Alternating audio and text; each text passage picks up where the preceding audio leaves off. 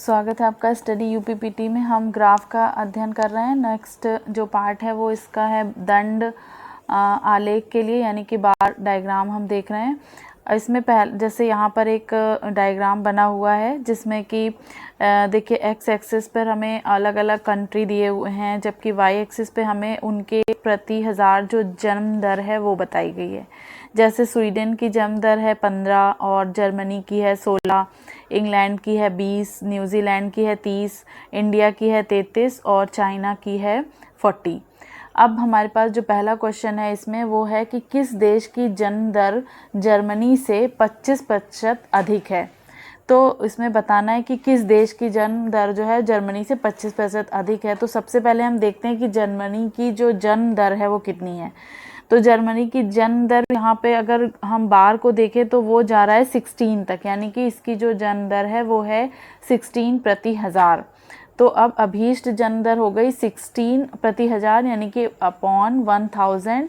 अब चूंकि उसमें हमें बताना है कि 25% अधिक, यानी कि हम उसको 25% अधिक यानी 100 पर 25 को लेंगे तो वो होगा 125%, यानी कि 16/1000 गुणे 125/100। अब जब हम इसको पूरा सॉल्व करते हैं तो हमको 20/1000 यानी कि 20 प्रति हज़ार मिलता है। यानी कि जो 20 प्रति हज़ार किसकी जन्म दर है? इंग्लैंड की। तो जो ये क्वेश्चन पूछा गया कि किस देश की जन्म दर जर्मनी से 25% अधिक है, तो वो है इंग्लैंड। चलिए उसके बाद देखते हैं नेक्स्ट क्वेश्चन। नेक्स्ट क्वेश्चन में है कि भारत में जन्म दर इंग्लैंड की जन्म दर की कितने प्रतिशत है। यानी कि भारत की जन्म दर कितनी है, अगर बार डायग्राम को देखा जाए तो ये है 33%। यहाँ पे ये देखिए 33% प्रति हज़ार हो गई। अब इंग्लैंड की जन्म दर कितनी है? 20 प्रति हज़ार। तो इंग्लैंड की अगर 20 प्रति हज़ार, तो अब इसका पूछा है कि कितने प्रतिशत है, तो हम ये सीधे लिखते हैं कि भारत की जन्म दर बराबर इंग्लैंड की जन्म दर का मान लेते हैं कि x% है। जहाँ पे भी ये पूछा है कि उसके कितने प्रतिशत है, तो हमने मान लिया कि x% है। तो भारत की जन्म दर बराबर 20/1000 यानी जो इंग्लैंड की जन्म दर है और इंटू x% यानी कि x/100। अब जब इसको पूरा सॉल्व किया जाता है तो x की वैल्यू हमें मिलती है 165%, यानी कि जो भारत की जन्म दर है इंग्लैंड की जन्म दर का 165% है। तो इस तरह से जब भी ये पूछा जाए कि मतलब एक क्वांटिटी का दूसरी क्वांटिटी का कितना प्रतिशत है, तो हम मान के चल देते हैं कि x% है और उसी से फिर x की वैल्यू निकालते हैं, तो हमें पता चल जाता है कि अभी इसका आंसर क्या होगा। दूसरी क्वेश्चन में देखते हैं क्या है कि भारत की जन्म दर का स्वीडन की जन्म दर से क्या अनुपात है। अब इसी क्वेश्चन में अनुपात भी आ गया है।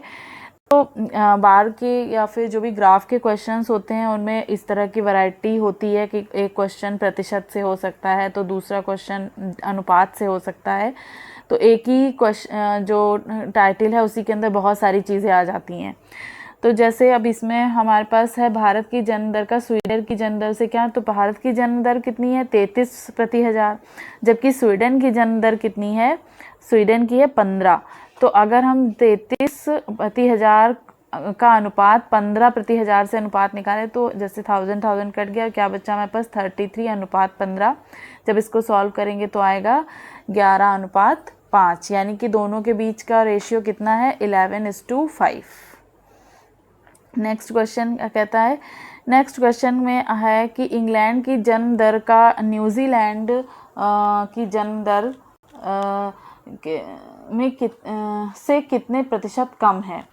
कितने प्रतिशत उसमें पूछा गया है कि कम है। तो जो क्वेश्चन है इंग्लैंड की जन्म दर यहाँ पे बताती है कितनी है, वो है 20 प्रति हज़ार, जबकि न्यूजीलैंड की जन्म दर कितनी है 30 प्रति हज़ार। अब इन दोनों के बीच में जो अंतर है वो कितना है 10 प्रति हज़ार का। तो जो हमको निकालनी है जन्म दर से कितने प्रतिशत कम है, तो कमी कितनी है, यानी 10 प्रति हज़ार की कमी है। न्यूजीलैंड की जन्म दर से इंग्लैंड की जन्म दर 10 प्रति हज़ार कम है। तो और उसमें 10 प्रति हज़ार जो हम एक होता है कि जो भी कमी अपॉन जो प्रारंभिक मान होता है इनटू 100, उसी को लेकर के चलते हैं कि 10 प्रति हज़ार हो गया और फिर 30 प्रति हज़ार, चूँकि न्यूजीलैंड की जन्म दर है, इसको गुणा करते हैं 100 से। तो जब हम इसका पूरा सॉल्व करते हैं तो ये हमारे पास आता है 33:1/3%, यानी कि जो इंग्लैंड की जन्म दर है न्यूजीलैंड की जन्म दर से 33.1% कम है। तो जब भी किसी कमी परसेंट की कमी निकालनी होती है, जैसे परसेंट हानि होती है या परसेंट लाभ होता है, वो अगर हमें निकालना होता है तो जो भी लाभ है अपॉन उसका प्रारंभिक मान इनटू 100 उससे निकालते हैं। तो यहाँ पे भी वही किया गया है। अब देखते हैं नेक्स्ट क्वेश्चन क्या है।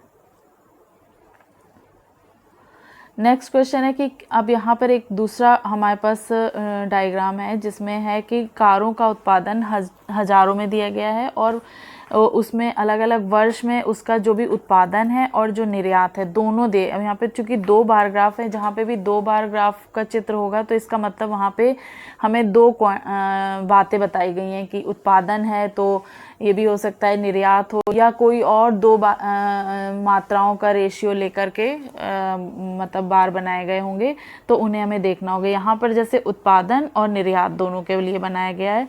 जैसे इसमें दिखा रहे हैं कि अगर 1999 में 15,000 कारों का उत्पादन होता था तो निर्यात कितना होता था 7.5। अगर 2000 में 15,000 कारों का उत्पादन होता था तो निर्यात कितना होता था 10,000। इसी तरह वर्ष 2001 और 2002 में जो है इसका उत्पादन है कुछ 15 से थोड़ा ज़्यादा। एक्यूरेट वैल्यू जो होती है जब हम ग्राफ पे बनाते हैं चीज़ों को, जहाँ पे बॉक्सेस में दिए होते हैं स्मॉल बॉक्सेस और बड़े बॉक्सेस, तो उनको काउंट करके हम बता पाते हैं कि कितना एक्चुअल में वैल्यू निकल ही आएगी, तो वो एक्चुअल वैल्यू निकलती। लेकिन चूंकि यहाँ पे हम पेपर पे बना रहे हैं ग्राफ, केवल इसी तरह के हमें क्वेश्चन मतलब डायग्राम दे दिया जाएगा और हमें क्वेश्चन देंगे, पूछेंगे, तो अगर उनको लगेगा कि ग्राफ की वैल्यू बतानी है तो बताएंगे, और नहीं तो फिर हमें अपने फॉर्मूले वगैरह से निकालनी है। किस वर्ष उत्पादन में से, जैसे इसमें क्वेश्चन है कि किस वर्ष उत्पादन में से निर्यात का प्रतिशत अधिकतम था, यानी कि अगर हम ये देखें कि मतलब वो जानना चाहते हैं कि किस वर्ष उत्पादन के बजाय निर्यात अधिकतम था, किस वर्ष उत्पादन में से निर्यात का प्रतिशत ज़्यादा, मतलब भले ही उत्पादन का कम आ रहा हो लेकिन निर्यात ज़्यादा किया गया। जैसे तो पहले 2004-05 में निर्यात कितना है, पहले 2004-05 का लेते हैं, तो 2004-05 में देखें अगर तो जो उत्पादन है वो हुआ है 35,000 का, जबकि जो निर्यात है वो हुआ है 22.5 का। तो इसी तरह हमने 22.5 को ऊपर लिखा और उसको 35 से डिवाइड करके इंटू 100 किया, तो हमारे पास आया 64.3%। फिर 2 में निर्यात देखा कितना है, 2 और 3 में निर्यात है, उत्पादन है 17.5 का, जबकि निर्यात है 10,000 का। तो इसको हम जब सॉल्व करते हैं तो हमारे पास आता है 57.1%। वहीं जब 2000 और 2001 में निर्यात की बात की के प्रतिशत की बात की जाती है, तो चूँकि उत्पादन है 15 और निर्यात है 10, तो ये हो जाता इंटू 100, इसको सॉल्व करते हैं तो 66.6% आता है।